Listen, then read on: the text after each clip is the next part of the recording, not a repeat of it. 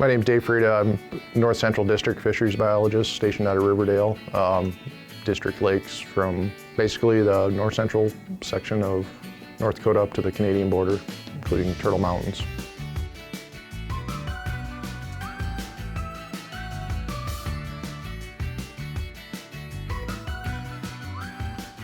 We anticipate some winter kill in those lakes, but until we hit ice out on a lot of those, we really don't know. We do know a few lakes we have had significant winter kill. If it's primarily a perch pike fishery, a lot of times we'll trap and transport adult perch in there, which are still pre-spawn, hopefully, and we can get them in there right at ice out. And if you get a few adults in and a chance for them to spawn, and it can jumpstart the fishery pretty quickly.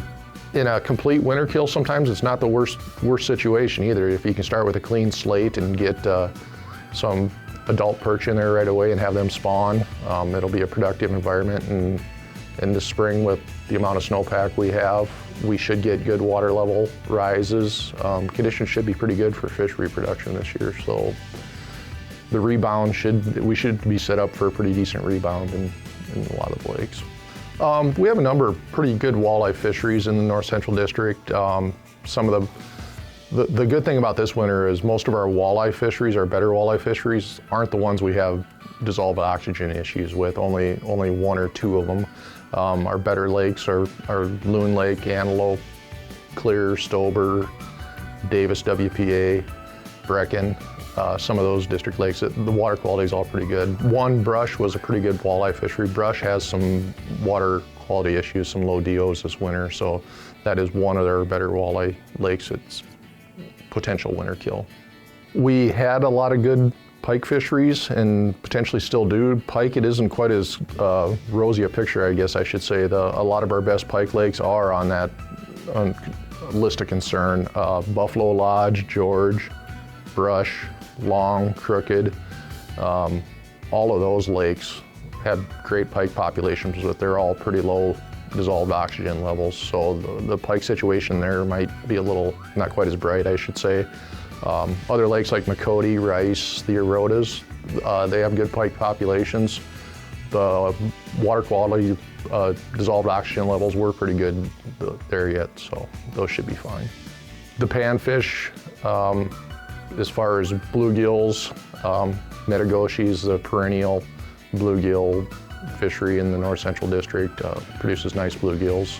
Nelson Lake for both bluegills and crappies, and largemouth bass too in Nelson Lake. That's basically our one largemouth bass fishery. A lot of our perch fisheries were kind of dominated by smaller fish that we're still developing. Some of those fisheries across, unfortunately one of our better fisheries, Miller Lake, had a good quality perch fishery, but we suspect that one is winter killed pretty significantly already this winter. The perch populations across were not great for size structure. There were some decent numbers in some fisheries, but those kind of like some of those same lakes that are good pike fisheries that are potential winter kill lakes. Lake Audubon is a perennial, obviously the biggest fishery in the North Central District, both summer and winter ice fishery. It's one of the bigger ice fisheries in the state. The walleye population has a great size structure right now, 15 to 20 inch fish. There's a lot of 15 to 20 inch fish. Overall numbers are not, they're down from what people are used to in Audubon. Size structure's up, but the overall abundance is down on walleyes. As far as Audubon, the smallmouth bass fishery remains exceptional. Big fish. It's a really good smallmouth fishery. And Audubon also has a rapidly developing muskie fishery too, and there is a fairly substantial following of muskie anglers, and those that are targeting them are catching pretty good numbers of muskies. Pike on Lake Audubon has pretty low density of pike, but there's a few real big pike. They're probably not a fish most people would target in there. They're fairly low numbers, but there's some big pike.